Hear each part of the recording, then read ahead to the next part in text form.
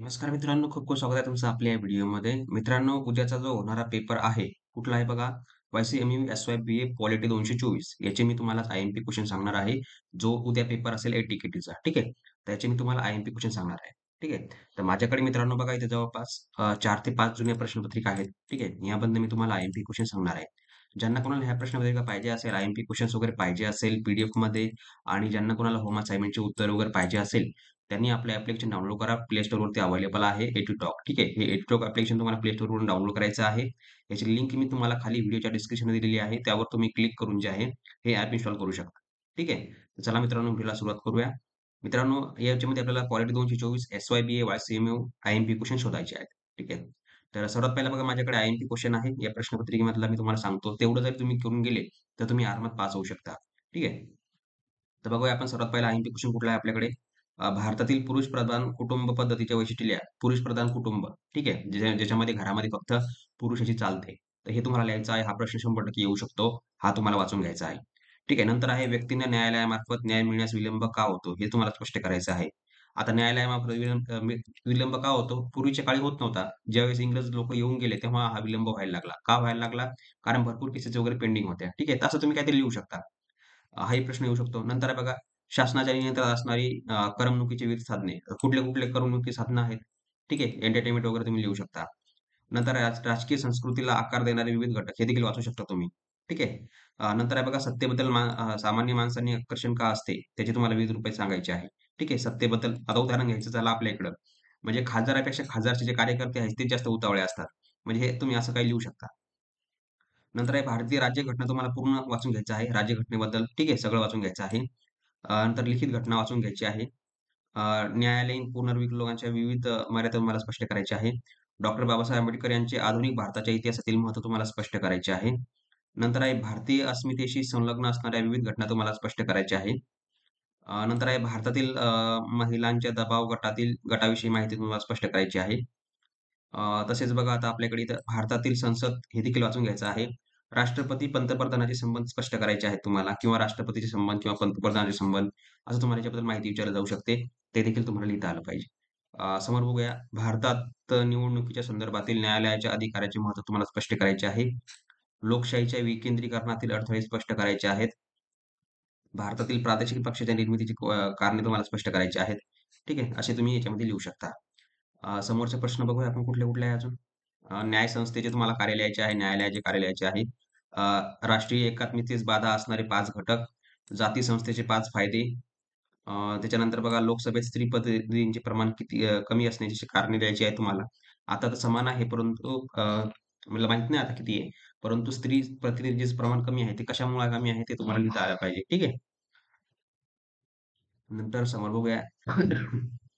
ग्रामीण भागात कोणत्या वैद्यकीय सुविधा असायला पाहिजे असे तुम्हाला वाटतंय? ग्रामीण भागामध्ये कुठल्या-कुठल्या वैद्यकीय सुविधा असायला पाहिजे जे आपल्या खेडेगावामध्ये नाहीयेत. ठीक आहे. ते तुम्हाला याच्यामध्ये लिहायचं आहे. शिक्षणाची आपली गरज सार्वजनिक जीवनात व्यक्ती होते. हे तुम्हाला याच्याबद्दल माहिती लिहायची आहे. नंतर आहे प्रादेशिक पक्षाच्या निर्मितीमागे सर्वसाधारणपणे कोणती कारणे दिसून येतात? ठीक आहे. प्रादेशिक पक्ष. नंतर आहे आपल्या व्यवस्थेतील निवडणुकांचे अनिष्ट परिणामांचे घटक तुम्हाला लिहायचे आहेत. संसदेची 5 महत्त्वाची कामं तुम्हाला लिहायची आहेत. धर्मस्वातंत्र्याचा अधिकार तुम्हाला लिहायचा आहे. नंतर आहे शिवसेना पक्ष यावर तुम्हाला टिप लिहायची आहे. कुठलाही पक्ष तुम्हाला विचारला जाऊ शकतो. शिवसेना, राष्ट्रवादी, काँग्रेस, भाजपा किंवा मग मनसे कुठलाही तुम्हाला याच्यामध्ये पक्ष विचारला जाऊ शकतो. त्यावर तुम्हाला माहिती लिहिता आली पाहिजे. नंतर आहे विभूती प्रतिमांचे प्रकार थोडक्यात लिहायचे आहेत. ठीक आहे. नंतर आहे स्त्री प्रश्नांची दखल राजकारणात कशी घेतली जाते? समान भारतीय अस्मिता प्रकट करणाऱ्या प्रतीकांची तुम्हाला थोडक्यात माहिती लिहायची आहे. निवाराच्या प्रश्नाचा सर्वात महत्त्वाचा राजकीय आविष्कार कोणता? हे देखील तुम्हाला वाचून घ्यायचं आहे. ठीक आहे. संसद, राजकीय वगैरे हे तुम्हाला सगळ्या गोष्टी ज्या आहेत त्या वाचून घ्यायच्या आहेत. ठीक आहे. समोर बघूया. भारतातील शहरीकरणामुळे शहरांना कोणत्या सुविधा मिळतात? ठीक आहे. हे देखील तुम्हाला लिहायचं आहे. हा एक जटिल प्रश्न आहे. तुम्ही मनाने लिहू शकता. समोर आहे मानवाचे आरोग्य धोक्यात येण्याची 5 कारणे कोणती? निर्वाचन आयोगाची कोणतीही 5 कामे लिहायची आहेत. राजकीय संस्कृतीतील स्थित्यंतरे तुम्हाला स्पष्ट करायची आहे. न्यायालयीन पुनर्विलोकांच्या मर्यादा तुम्हाला स्पष्ट करायच्या आहेत, जे आपण प्रश्न अगोदर घेतलेला आहे, हा देखील वाचून घ्यायचा आहे. व्यक्तीला हक्कांची आवश्यकता आहे, हे तुम्हाला स्पष्ट करायचं आहे. संविधानातील समतेच्या हक्कांचे तुम्हाला महत्त्व लिहायचे आहेत. भारतीय राज्यघटना तुम्हाला वाचून घ्यायची आहे. ठीक आहे. भारतीय जनता पक्षाच्या निवडणूक जाहीरनामा स्पष्ट करा. भारतातील संसद बाह्य राजकीय संघटना कोणत्या ते स्पष्ट करायचं आहे. पंतप्रधानांची कामे तुम्हाला स्पष्ट करायची आहे. भारतीय न्याय संस्थेची कामे तुम्हाला स्पष्ट करायची आहे. भारतातील निवडणुकी संदर्भातील न्यायालयाच्या अधिकाऱ्यांचे महत्त्व स्पष्ट करायचे आहे.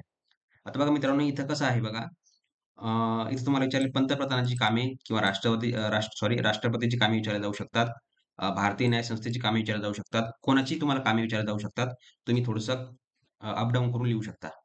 ठीक आहे. समोर बघूया. राज्यघटनेच्या 73व्या घटना दुरुस्ती विधेयकांचे पंचायत राजाच्या प्रयोगाला कोणते नवे रूप दिले? आता राज्यघटनेत जेवढे काही दुरुस्त्या झाल्या या 2-3 वर्षात ते तुम्हाला सगळं वाचून घ्यायचं आहे. ठीक आहे. त्यावर एक प्रश्न पडतो. भारतातील निवडणुकांवर प्रभाव टाकणारे घटक. भारतीय लोकशाही व्यवस्थेमारील आव्हाने. शिक्षणातून आपल्यावर जे काही संस्कार होतात ते तुम्हाला लिहायचे आहेत. ठीक आहे. न्याय यंत्रणा वगैरे तुम्हाला हे सगळं वाचून घ्यायचं आहे. अजून मग काय समोर कुठलं आहे का? भारतीय पुरुष प्रधान हे झालं आपलं. भारताची दळणवळण विविध साधने कोणती? ठीक आहे. मोटरसायकल वगैरे तुम्ही लिहू शकता. व्यक्तीने न्याय विलंब का होतो? उशीर का होतो? ते देखील तुम्हाला लिहायचं आहे. आपण ते अगोदर बघितलं. राजकारणातील सामाजिक सुरक्षेचा प्रश्न तुम्हाला महत्त्वाचा का वाटतो? जसं की आता तुम्हाला माहिती असेल, आपले कुठलं ते दिल्लीला बघा त्याच्यामध्ये काहीतरी स्मोकिंग वगैरे केलं होतं. म्हणजे टाकलं होतं त्याच्यामध्ये. तर ते तुम्ही याच्यामध्ये लिहू शकता. ठीक आहे. मंत्रालय काय असेल ते. राजकारणाची ओळख करून देणारी प्रतीके कोणती? नंतर आहे कुटुंब संस्था राजकीय सामाजीकरणात कशी महत्त्वाची आहे? प्रौढ मताधिकाराचे मर्म स्पष्ट करा. भारतीय राष्ट्रीय एकात्मता, निवडणुकीत मतदार म्हणून आपल्याला असणारी जबाबदारी स्पष्ट करा. भारतीय संविधानातील मूलभूत हक्कांविषयी माहिती लिहा. संविधानातील राजकीय प्रतीक, राजकीय पक्षाची निवडणूक चिन्हे, भारतीय राजकीय प्रक्रिया, भारतीय पक्ष पद्धतीचे स्वरूप, कुठल्याही तुम्ही इथं पक्षाचं उदाहरण देऊ शकता. शिवसेना वगैरे जे काय असेल ते. भारतातील दबाव गटाचे स्वरूप स्पष्ट करा. समोर आहे भारताच्या कार्यकारी मंडळाचे स्वरूप, भारतीय संसदीय पद्धतीतील विधिमंडळाचे महत्त्व, नंतर आहे भारतातील भ्रष्टाचारास वाव देणारे विविध घटक, भारतीय दबाव गटाचे दोष. ठीक आहे. तर अशा प्रकारे तुम्हाला याच्यामध्ये एवढे आय-एम-पी क्वेश्चन करायचे आहे. 20 ते 25 मी तुम्हाला सांगितलेले आहेत. ठीक आहे. मित्रांनो, एवढे जर तुम्ही केले तर उद्याच्या पेपरला आरामात पास होऊ शकता. ठीक आहे.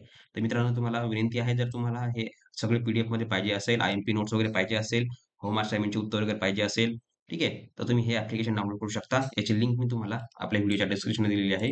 ते तुम्ही डाउनलोड करू शकता. ठीक आहे. तर आशा आहे मित्रांनो तुम्हाला व्हिडिओ आवडला असेल. तर भेटूया पुढच्या व्हिडिओमध्ये. तोपर्यंत बघत राहा, शिकत राहा. जय हिंद, जय महाराष्ट्र.